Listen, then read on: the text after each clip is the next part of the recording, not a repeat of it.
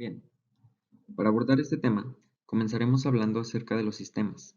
Pero, ¿a qué nos referimos con sistemas? Bueno, pues un sistema se trata de una región en el espacio de la cual existen diferentes componentes que interactúan entre sí, intercambiando energía y en ocasiones masa. Asimismo, un sistema posee una frontera que lo delimita, misma que puede ser material como las paredes de algún recipiente, por ejemplo, o también puede tratarse de una frontera imaginaria si nos referimos a un sistema abierto. Entonces, ahora sabemos que existen sistemas abiertos, así como sistemas cerrados, y del mismo modo existen sistemas aislados. Entonces, ¿qué entendemos por sistema cerrado? Bueno, pues un sistema cerrado se conoce también como masa de control, que consta de una cantidad fija de masa y ninguna masa puede atravesar su frontera. Pero la energía en forma de calor o trabajo sí puede cruzar dicha frontera y el volumen de este sistema cerrado no necesariamente tiene que ser fijo. Por lo tanto, podemos decir que se trata de un volumen de material en movimiento.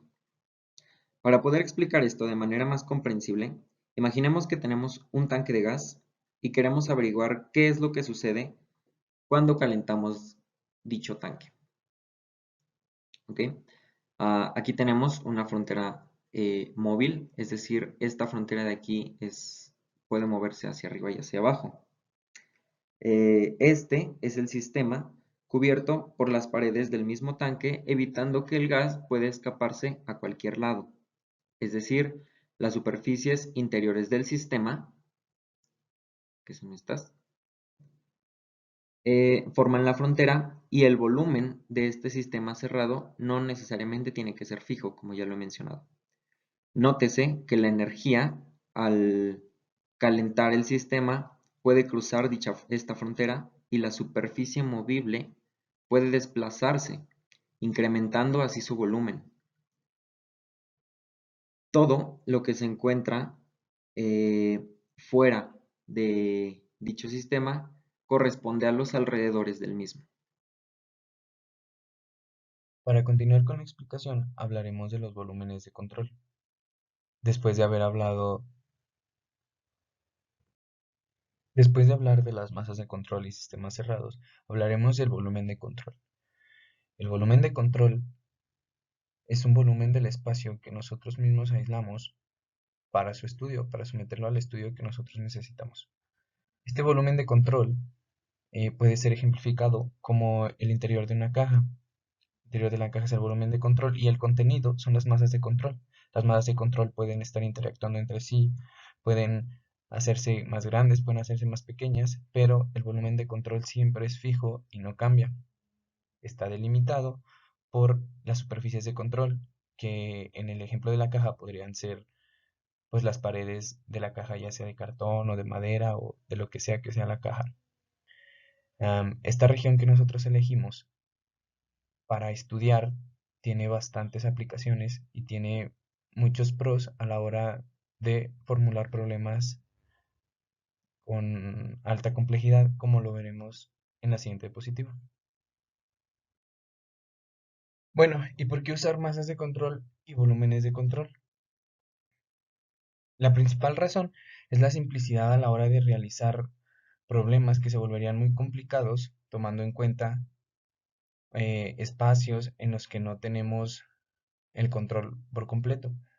Un ejemplo podría ser una masa de control de aire en la que las leyes de Newton y la conservación de la energía pues son sencillas, pero al tener desplazamientos de esta masa y pues las ecuaciones se vuelven difíciles de tratar, ya que podría terminar en cualquier parte. Ahora, si nosotros pudiéramos tener control de lo que estamos analizando, si pudiéramos referirnos a las ecuaciones de movimiento, no a las masas de control, sino un volumen de control, pues los problemas serían más fáciles de tratar. Bueno, esto es lo que hace el teorema de transporte de Reynolds. Bueno, y lo anterior nos lleva a la siguiente diapositiva, que es el objetivo del teorema del transporte de Reynolds, que surge a partir de la necesidad de relacionar los cambios de volumen de control con los cambios en un sistema. Estos cambios se pueden expresar a través del teorema de transporte de Reynolds, y no es otra cosa que, como lo dice la diapositiva, es relacionar cómo varían las propiedades de una masa de control con cómo varían las propiedades de un volumen de control. Este es el principal objetivo del teorema de transporte de Reynolds, relacionar estos dos ámbitos.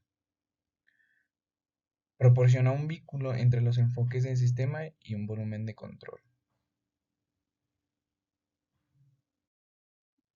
Teniendo bien claro lo que es un volumen de control, podemos proceder a dar un planteamiento geométrico que nos permita deducir de manera sencilla cómo es el teorema de transporte de Reynolds. Y bueno, para ello usaremos el siguiente modelo, donde hemos de recalcar algunos aspectos. En primer lugar, hemos de decir que los límites superior e inferior del fluido se les llama líneas de corriente del flujo y de forma general permiten delimitar dónde sigue el flujo del fluido. Ahora, se define un volumen de control que, como se mencionó anteriormente, es un volumen que es fijo, no se mueve. Y hemos de decir que en un tiempo inicial el sistema coincide con nuestro volumen de control. Sin embargo, con el avance del tiempo, el sistema se irá moviendo en la dirección del flujo a una velocidad uniforme y no necesariamente coincidirá con nuestro volumen de control. Finalmente, a la región descubierta la llamaremos región 1 y a la nueva región formada la llamaremos región 2. Bien, lo primero a saber es que B mayúscula pues representa cualquier propiedad extensiva, ya sea pues la masa, la energía o la cantidad de movimiento, y que B minúscula representa su correspondiente propiedad intensiva y que es igual a dividir B entre la masa. Entonces, pasando a analizar nuestro sistema en un tiempo inicial, pues tenemos que, como se dijo anteriormente, que el sistema coincide con nuestro volumen de control y que por lo tanto podemos llegar a la siguiente ecuación, donde decimos que la propiedad extensiva del sistema es igual a la propiedad extensiva del volumen de control. Ahora, analizando el sistema en el avance del tiempo, pues tenemos que nuestro sistema se ha desplazado y ahora es esta región azul, este recuadro azul, y su propiedad extensiva es igual a la propiedad extensiva del volumen de control menos el de la región descubierta más el de la región formada, y pues al final nos va a dar la propiedad extensiva de nuestro sistema. Ahora, para calcular la tasa de cambio, pues aplicamos restamos ambas ecuaciones y dividimos sobre delta de tiempo. Ahora, aplicando el límite de t que tiende a 0, pues podemos llegar a la expresión de la derivada de b del sistema respecto al tiempo es igual a la derivada de b del volumen de control respecto al tiempo, menos el cambio de b en la entrada, más el cambio de b en la salida. Sabiendo que el cambio de b en la región 1 está relacionada con el cambio de b en la entrada y el cambio de b en la región 2 está relacionado al cambio de b en la salida. Ahora, para tratarlo de manera más específica, pues dejaremos estos dos términos en función de su propiedad intensiva. Para ello aplicamos la definición del diferencial y pues calculamos la propiedad en un tiempo t y luego en un tiempo delta t. Y pues lo siguiente que se hace pues es básicamente transformar b a la propiedad intensiva, sabiendo que b es igual a b mayúscula sobre la masa. Pues si nosotros multiplicamos b minúscula por masa, vamos a tener que es igual a b, que es lo que se hizo acá. Volumen por densidad es igual a la masa, y pues no es nada más que b. Y finalmente llegamos a esta expresión, que es básicamente el cambio de la propiedad extensiva en un área 1, y de igual forma en la salida, el cambio de la propiedad extensiva en un área 2. Para llegar a la forma integral de esta ecuación, debemos encontrar el cambio dentro del volumen de control y el cambio debido al flujo de la propiedad B por las fronteras del sistema. De manera general, podemos calcular estos cambios considerando un diferencial de área y un diferencial de volumen. Cambio debido al flujo de la propiedad B por las fronteras del sistema. De esta fórmula se aprecia que para que exista cambio de flujo en el sistema, la dirección del vector n y la superficie diferencial deben ser compatibles. En caso de ser totalmente incompatibles, será imposible que exista flujo. El cambio dentro del volumen de control se calcula como la cantidad de propiedad que entra a dicho volumen menos la que sale. Sustituyendo estos cambios en la ecuación diferencial de la cual partimos, obtenemos el teorema de transporte de Reynolds, que nos sirve para pasar de un sistema de control a un volumen de control, lo cual es de gran utilidad en ingeniería. Esta ecuación es equivalente a la anterior, pues al ser un volumen fijo, el dominio de integración no cambia con el tiempo. Bueno, comprendiendo lo anterior, hablaremos acerca de la velocidad relativa. Para recordar y entender más fácil a qué nos referimos con esto, pues sabemos que la velocidad relativa de un objeto es aquella que se mide respecto a un observador dado o a un punto en específico, ya que otro observador puede obtener una medida diferente.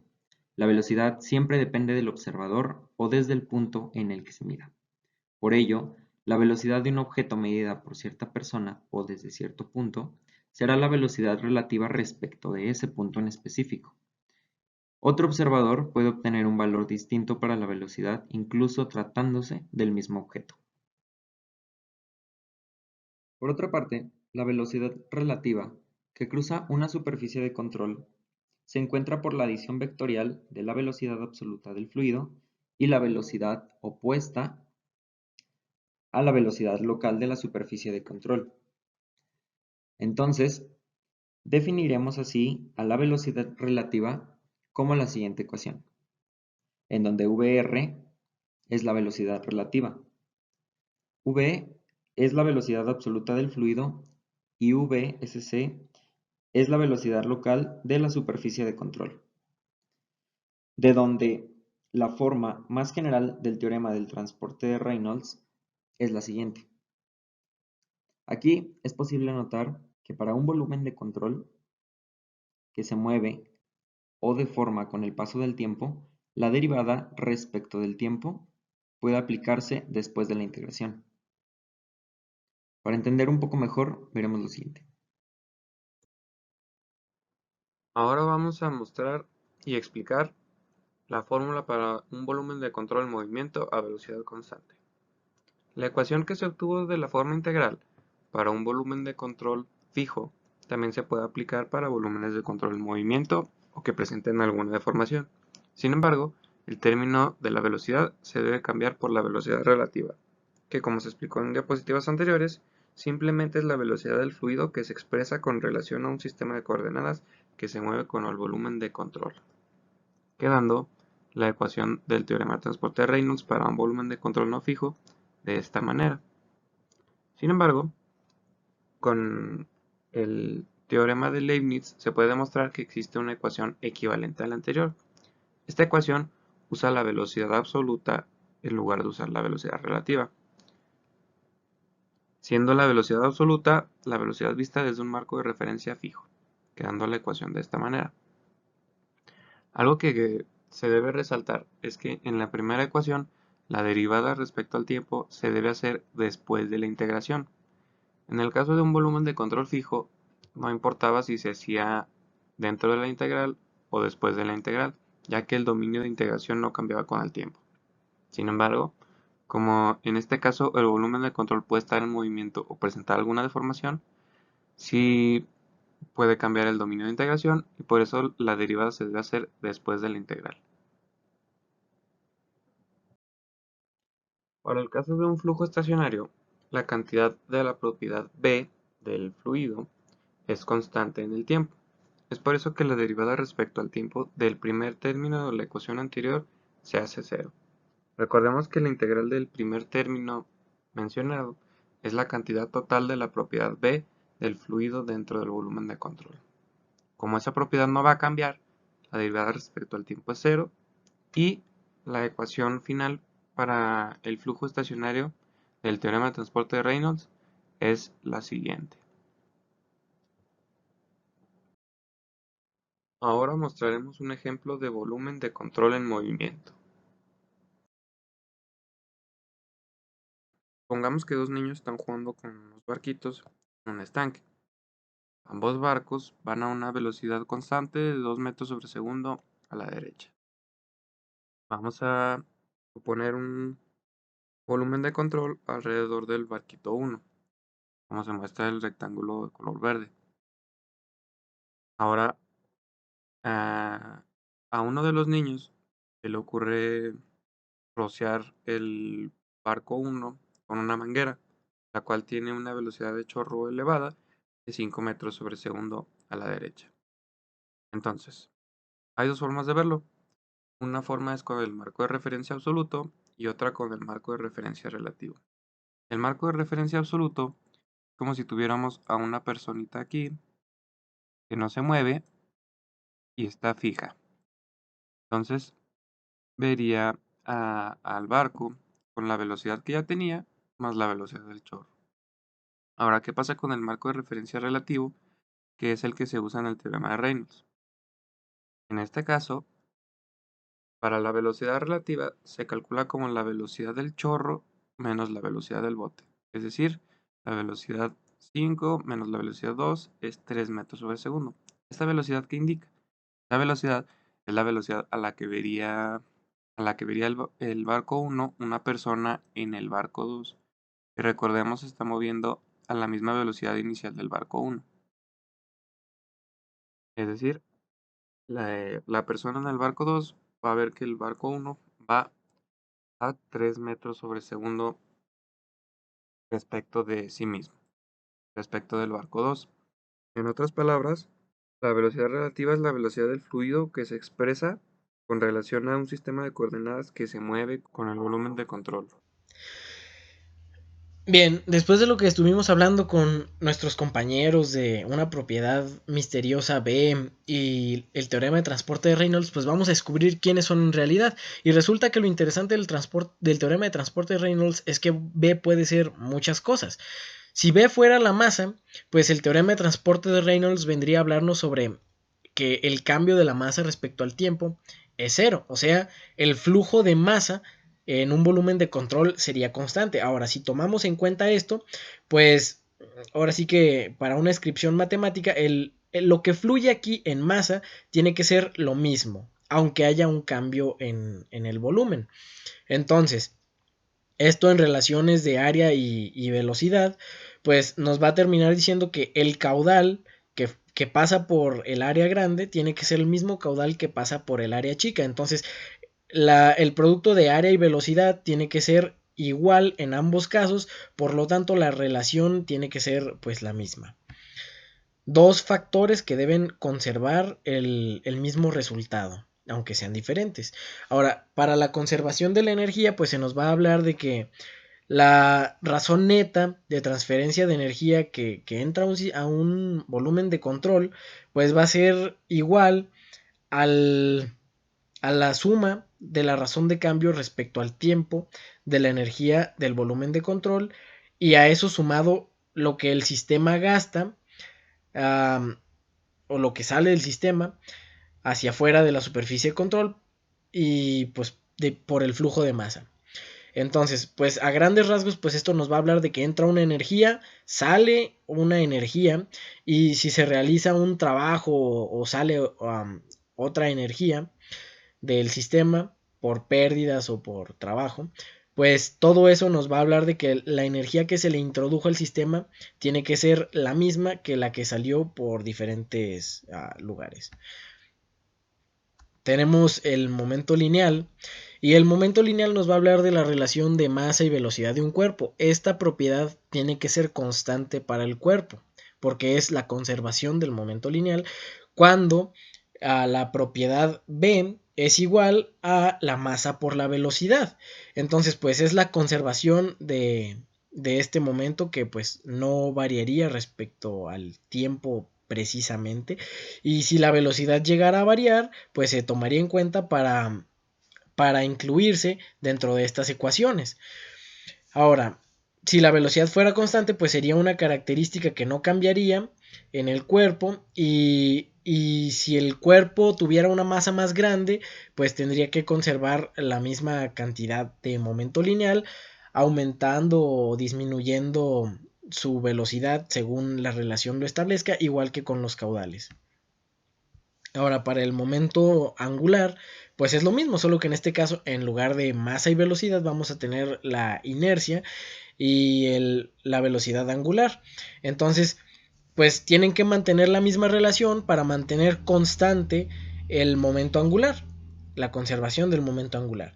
Si, por ejemplo, y esta imagen es bastante didáctica, el sujeto está girando sobre este banco, pues resulta que la sumatoria de momentos tiene una relación de el radio por la velocidad, y vemos que las masas que él sostiene a los extremos están con un radio igual a la medida de sus brazos.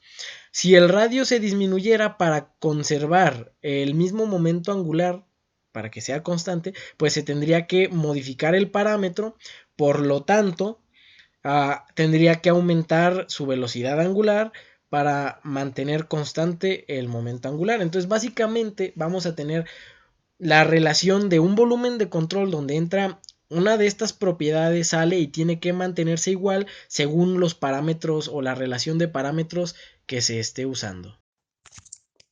Después de estudiar el teorema de transporte de Reynolds, pues vamos a ver ahora sí que su importancia y la gran capacidad de este teorema, porque comenzamos con algo muy abstracto, una propiedad abstracta.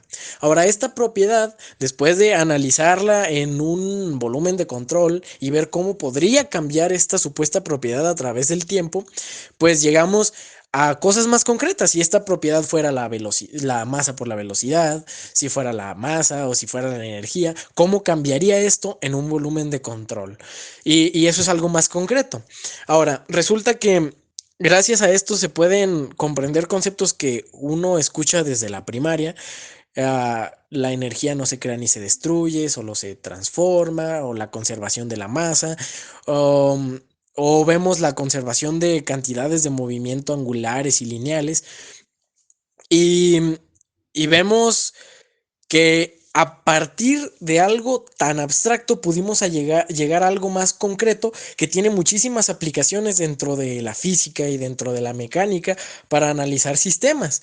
Entonces vemos que las fórmulas, entre más abstractas, tienen más capacidad de análisis siempre y cuando se sepa qué es lo que se está introduciendo como factores o conceptos en las fórmulas. A partir del teorema de transporte de Reynolds, es posible analizar de mejor manera sistemas que serían muy complejos analizarlos a partir de la mecánica euleriana o de Newton. A partir del TTR y basándonos en los volúmenes de control, simplificamos y aumentamos la exactitud de los sistemas complejos. La introducción de los conceptos volumen de control y masa de control fueron claves para la comprensión del teorema de transporte de Reynolds. Para finalizar, se concluye que el teorema relaciona cómo varían las propiedades de una masa de control con cómo varían las propiedades de un volumen de control, siendo demasiado útiles para sistemas que serían complejos de resolver de otra forma. Como conclusión, podemos decir que en la mecánica de fluidos resulta conveniente analizar el movimiento de los fluidos sin necesidad de analizar factores externos a estos, de forma que la definición de un volumen de control permitiría una manera más sencilla de analizar el comportamiento del fluido, pues en el volumen de control el enfoque de estudio está en el mismo y en la necesidad de relacionar las tasas de cambio durante cierto tiempo de una propiedad extensiva para un sistema y un volumen de control. Es por ello que resulta importante el uso del teorema de transporte de Reynolds, pues es aquí en donde se relaciona la tasa de cambio en el tiempo de una propiedad extensiva para un sistema y para un volumen de control. A partir de lo investigado y aprendido para este trabajo, me di cuenta de la importancia del teorema del transporte de Reynolds en la mecánica de fluidos, el cual nos permite calcular el cambio respecto al tiempo de cualquier propiedad extensiva del fluido, ya sea la masa, la energía o la cantidad de movimiento, dadas la propiedad intensiva correspondiente. la densidad y el producto punto del vector de velocidad y un vector normal a la superficie de control. Además, nos permite usar como marco de referencia a un volumen de control fijo o bien un volumen de control en movimiento o deformado, siendo este último muy útil en el caso de las aspas de una hélice o de las turbinas, ya que podemos analizar dicho cuerpo, dicho fluido, no necesariamente fijo, sino también en movimiento. El teorema de transporte de Reynolds es un recurso muy útil en la mecánica de fluidos y muchas otras áreas de la ingeniería, como se puede ilustrar en la obtención de ecuaciones del movimiento lineal y del angular para los volúmenes de control. Por ejemplo, a partir del teorema de transporte de Reynolds, tomando la propiedad B como masa, fue muy fácil encontrar la ecuación general de la conservación de la masa. Además, me pareció muy interesante analizar el tema desde una perspectiva más práctica, pues al solo conocer las fórmulas sin conocer la interpretación física de cada término, hubiese sido muy difícil lograr comprender el tema. Posterior a realizar este trabajo de unidad acerca del teorema de transporte de Reynolds, puedo concluir que este teorema es una expresión matemática demasiado útil, que relaciona integrales y derivadas que, a su vez, tienen gran uso dentro de la mecánica, en la ingeniería y otros medios continuos. Es grande su aplicación en el campo, ya que relaciona cómo varían las propiedades de la masa de control e incluso cómo varían las propiedades de un volumen de control, como se analizó en la presentación anterior.